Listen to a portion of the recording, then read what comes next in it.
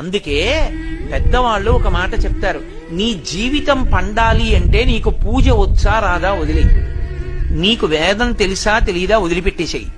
నువ్వు ఉపనిషత్తులు చదువుకున్నావా చదువుకోలేదా వదిలిపెట్టేయి, రామాయణ భారత భాగవతాలు తెలుసుకున్నావా లేదా వదిలిపెట్టేయి,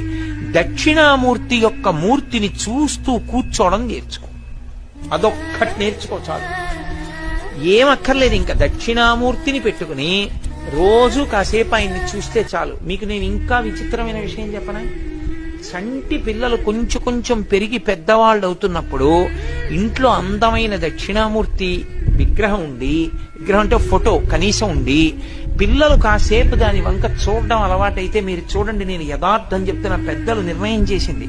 వాళ్ళు కళ్ళు తిప్పి ఆడుకుంటూ ఆడుకుంటూ పాకడం కూర్చోడం వచ్చినప్పుడు చూసినప్పుడు వాళ్ళు నిశ్చలంగా కాసేపు ఇలా దక్షిణామూర్తి వంకే చూస్తారు. పిల్లలు చిన్న